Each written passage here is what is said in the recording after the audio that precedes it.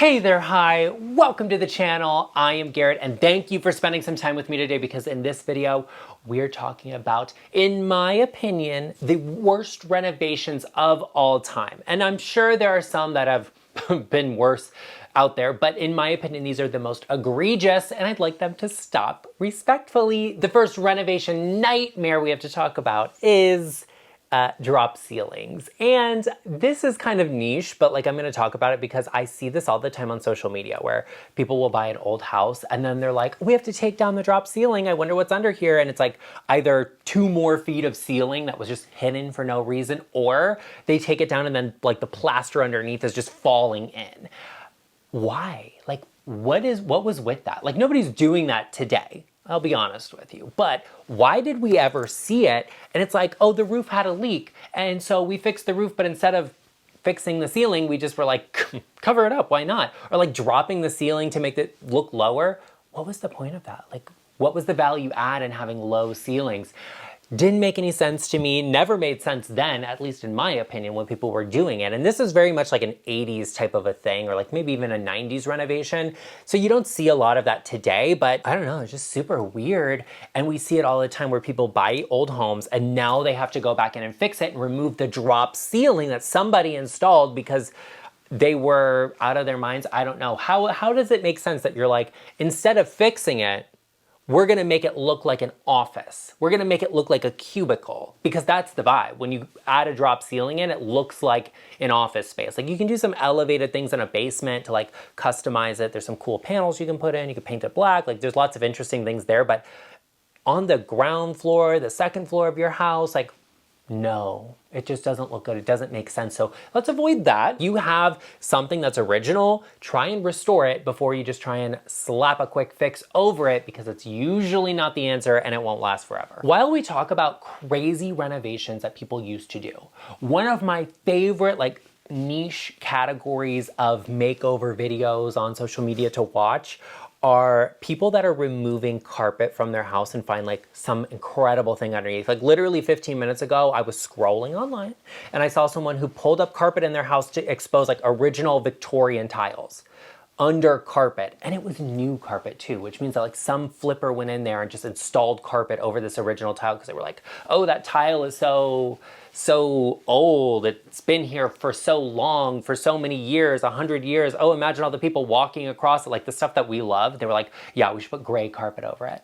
What is with people putting carpet over everything in these houses? Oh, you know, carpet's warmer on the floor, so like cover up that old wood floor with wall-to-wall carpet because that's cool, but no, actually I don't agree with that. I don't think it was cool then and it's not cool now, and I love to see people take it up and then refinish the floors underneath, but like, what frame of mind do you have to be in to the point where you're like, oh, instead of just getting like a beautiful large area rug, let's just put wall-to-wall carpet over everything. Let's put some nails and staples into the floors, the wood floors. I don't like any of that, and it looks crazy. It was crazy then, and it's even crazier now, especially when you look at it and it's like pink shag or red and green, like crazy colored carpets covering up original quality materials like wood, like beautiful tile floors. What was with that? Now, no matter what sort of home you have, whether it's an old, beautiful, historic home, or you're looking to do some renovations on something a little newer, I have got the answers for you. If you get stuck on a difficult decorating or design question,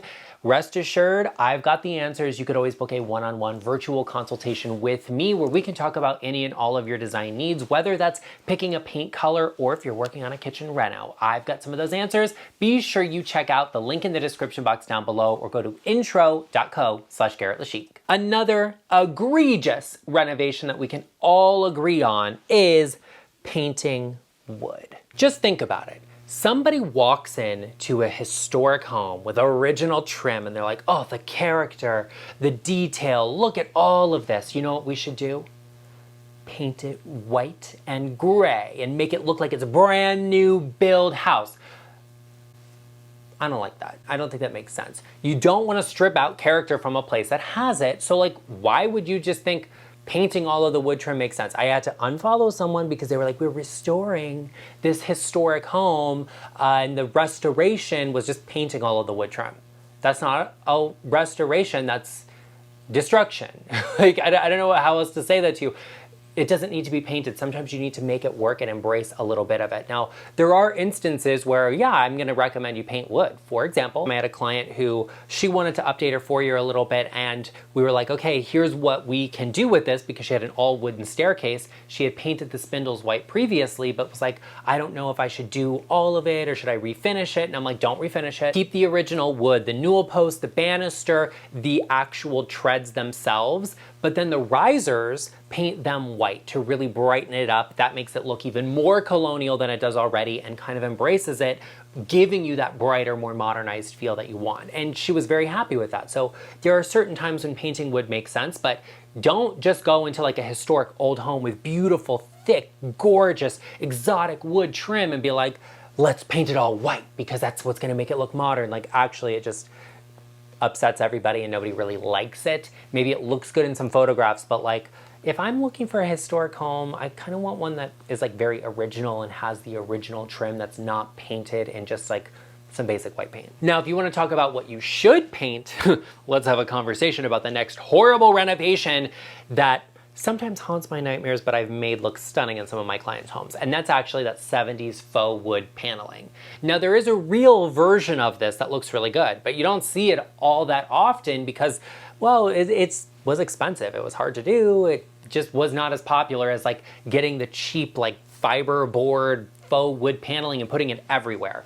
And then it started to go into like mobile homes, and people would be like, let's renovate the basement and put this on the walls. And so a lot of times if you see an older home, it'll have the 70s wood paneling. And yeah, there was like a niche of people that were like, let's take the Victorian and make it look like what's new and right now with the 70s wood paneling, and they put it all up there. Like, you just need to cut your losses and take it down and explore what's underneath. And I get that it's expensive to remove it and redo drywall behind it because sometimes they just don't have that. And that's why I've recommended to a lot of my clients that they just paint it. Painting it is gonna make it look like it's tongue and groove. It's gonna make it look like it's beadboard. And no, it's not those things, but that's okay. It will kind of read that way. And it looks beautiful when it's painted in like a soft, creamy white because it has like a cottagey, a coastal feel that a lot of my clients like. As a matter of fact, 2 homes come to mind where I've recommended people paint it.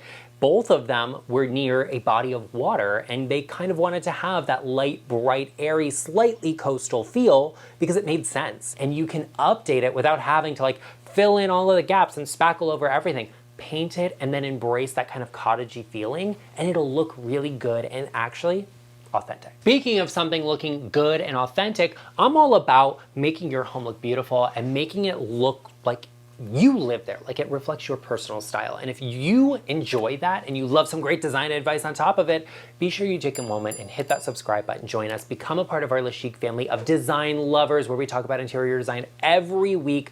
Turn on that bell notification if you haven't already, and I would greatly appreciate if everyone watching could give this video a like. Now, I know you're liking this video if you made it this far, but what you're not gonna like is a house with this next horrible renovation that nobody appreciates, and that's when flippers put vinyl plank flooring over something original. And we see that here a lot in Las Vegas, and I love to see those videos on social media of people that buy like old homes with vinyl plank, and they're like, let's see if the original wood's under here, and it always is. It's always in refinishable condition, and it just is like more expensive and takes more time than a flipper's willing to put in, so it's cheaper just to slap some vinyl plank over it and call it a day.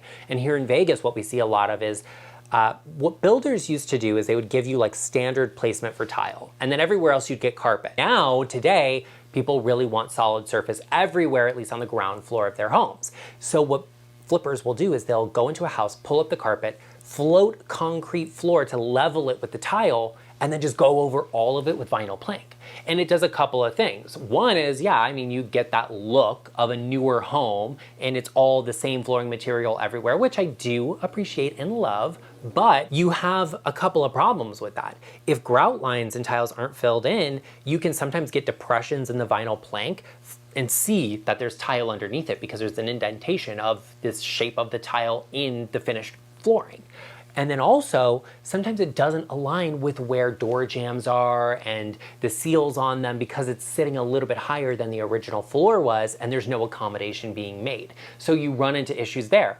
in my opinion, it's always better just to do the right thing the first time and take a little bit of extra time, a little bit of extra money, and just get it done right. And I'm not saying vinyl plank flooring is a bad idea or you shouldn't do it. Like, it's not my #1 recommendation, but for some of my clients that are on a budget, they love it. They swear by it. It's their favorite thing ever. And that's okay. And it actually can be quite durable if you get a good quality version of it. But don't just do a quick slap-on job fix, because it's usually not gonna last. You wanna do things that are good and high quality and do them right the first time, because when you have to redo it, it's just gonna cost you even more than it would have cost you if you had just done it right the first time anyway. So some of those patch jobs, they're worth waiting a little while longer until you build more of a budget before you fix them. Now, what I'll also say, especially here in Las Vegas, is that if flippers are not doing a little patch job with some vinyl plank, what they love to do is put in fake marble floors.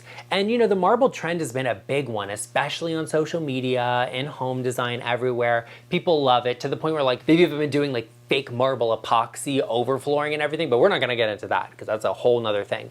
But when I see people that use a really good material, like tile, okay, like a porcelain tile, that's really good. It lasts for a very long time. It's a really good material, but when you're doing it in a really bad way that just doesn't look good, it's kind of like, why even bother? Like, what's the point? It's a bad renovation. It's something you don't want to do. And there's certain details, like a little detail can make the world of difference. And for me personally, I'm not usually going to recommend a faux or a synthetic material, period. Something that looks like something it isn't. If the budget doesn't allow for real marble floor, I'm just gonna tell you to get something that doesn't look like fake stone at all. I'm gonna tell you like, hey, maybe a nice neutral tan, beige, taupey colored tile, something that's an off-white, that's a soft tone. A bone white's beautiful for tile, or like a creamier white too. Those are great. Tan. Nothing wrong with the color tan, okay? We all like that.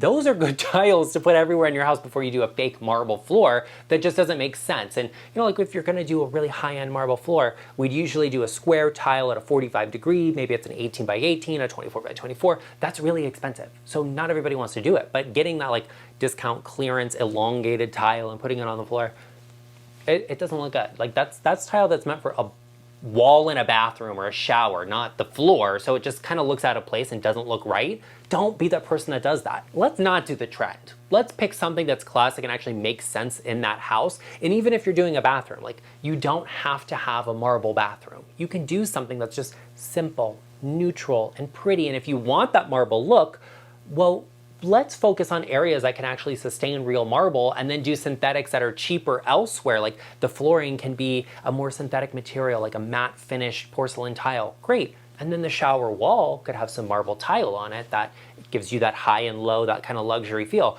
Don't think that you just have to make everything look expensive, and so getting it at the best price is the way to do it, because, you know, like the synthetic materials, they don't always look real. They don't always look like they make sense. And sometimes they're doing you a disservice more so than something basic. Like a basic tile, we can put a beautiful rug on and some great wall color and window treatments and drapery and furniture, like, and it looks good. It's classic, it's simple. Nobody is like, oh, the flooring looks out of place here. Nobody's gonna say like, hey, I love that flooring. It's the best thing I've ever seen in my life, but it's gonna look good, and they're gonna focus on the beautiful design you have in your space. Sometimes it's not about that thing being the accent and looking super expensive, because it probably won't to somebody that actually knows what it is. So just go for what makes more sense rather than something that has the perception of luxury, especially if it's not. You know, there's always something that works within a style of home that's a little bit more authentic, and you don't need to change the style of a house. That's another renovation that people love to do all the time, or they'll renovate in phases and they won't be consistent about it. And nobody likes that either. I don't want to walk into a mid-century style home and it's like all done in this like contemporary look that just doesn't make any sense. Or like right now, like Mediterranean homes, there's a lot of them in Las Vegas, and people will renovate them to be like really contemporary in some spaces, and then, you know, a little bit farmhouse in another, and it just is like, what is even going on here? That doesn't make sense. So in that mid-century style home, I'm not going to use a fake marble tile floor. I'm going to look for a terrazzo looking floor. I'm gonna look for maybe something that has that kind of travertine vibe to it. That's okay too, because it's super neutral. But like in a Tuscan style home, what we see all of the time here in real estate is people will go into the primary bathroom and they'll do it in that like 2009 loft style. You know what I mean, with like the glass vessel sink and the ebony cabinetry. And then in the kitchen, they'll do something that's a little bit more like really contemporary, but then the living room is Spanish style. Like, None of this makes any sense. So how do we streamline it? And the way you renovate your house, let me just be clear about that. You don't do any of these trends. You don't have to do all of this stuff. You want to focus on getting the best quality you can, okay? But you look for references within the design of the house. So look for a wood tone that's already there. Look for a stone or a tile color that's already there. Look at what other people have done in a similar style, pull inspiration from that, and you can renovate in phases as your budget allows that don't make sense with the style of your house. Be consistent, and your space will always look beautiful and timeless, and you will like it long term. And here's an example. Like, I get that maybe a style like colonial or Tuscan is not everybody's cup of tea, right? They don't love it, but you don't have to renovate in that Tuscan style. You can take a Tuscan style home and say, okay, what's adjacent to this? What style makes sense with this? Maybe it's more of a modern Spanish Mediterranean style.